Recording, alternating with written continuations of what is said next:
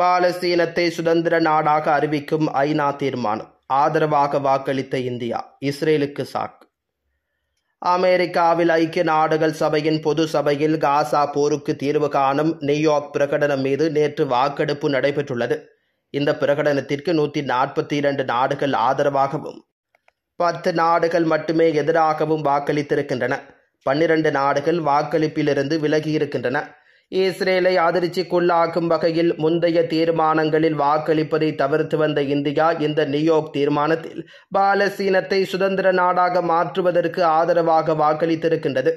பல தசாப்தங்களாக இந்தியா 2 நாடுகள் தீர்வை ஆதரித்து பாலஸ்தீனத்தை ஒரு சுதந்திர நாடாக அங்கீகரிக்க எப்போதும் முயற்சித்து வருகிறது. ஆனால் பிரதமர் மோடி தலைமையிலான மத்திய அரசு இஸ்ரேலுக்கு ஆதரவான போக்கை கடைபிடித்து வந்தது. இந்த நிலையில் தற்பொழுது பாலஸ்தீன சுதந்திரத்திற்கு வாக்களித்து இஸ்ரேலை இந்தியா அதிர்ச்சிக்கு உள்ளாக்கி இருக்கின்றது. நியூயார்க் பிரகடனம் சொல்வது என்ன? பாலஸ்தீன பிரச்சினைக்கு அமைதியான தீர்வு மற்றும் 2 நாடு தீர்வை செயல்படுத்துதல் குறித்த நியூயார்க் பிரகடனம் என்ற தலைப்பிலான இந்த முன்மொழிவு பிரான்ஸ் மற்றும் சவுதி அரேபியாவால் முன்வைக்கப்பட்டது. காசாவில் போரை முடிவுக்கு கொண்டு வர கூட்டு முயற்சிகள் அவசியம் என்றும் 2 நாடுகள் பார்முலாவின் மூலம் மட்டுமே நியாயமான நீடித்த தீர்வு சாத்தியமாகும் என்றும் நியூயார்க் பிரகடனம் கூறுகின்றது. அதே நேரம் இந்த பிரகடனம் அக்டோபர் 7, 2023 அன்று இஸ்ரேல் மீதான ஹமாஸின் தாக்குதலை கண்டிக்கின்றது. ஹமாஸ் அனைத்து பணைய கைதிகளை விடுவித்து காசாவில் அதிகாரத்தை கைவிட்டு அதன் ஆயுதங்களை பாலஸ்தீன அதிகார சபையிடம் ஒப்படைக்க வேண்டும் என்று பிரகடனம் கோருகின்றது.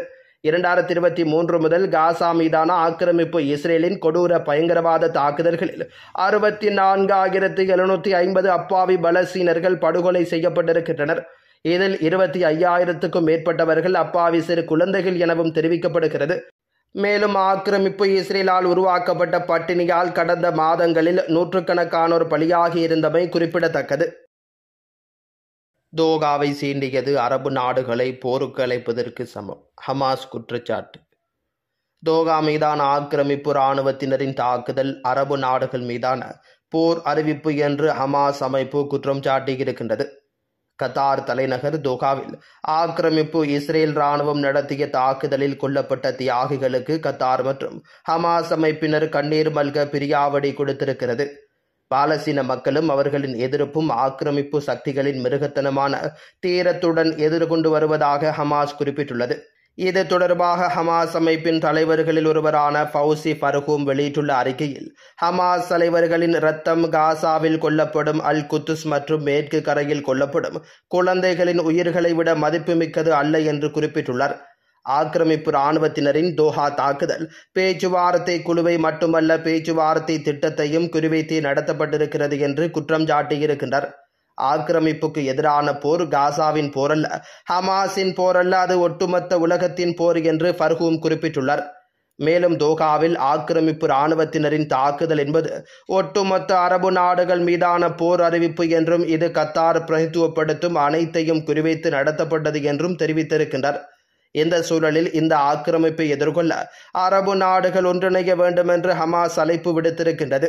இதேபோல் கத்தார் பிரதமர் அப்துல் ரஹ்மான் பின் அல்தானி குறிப்பிடுகையில், இஸ்ரேல் தாக்குதலுக்கு தகுந்த பதிலடி கொடுக்க கத்தார் ஆலோசித்து வருவதாக தெரிவித்திருக்கின்றார்.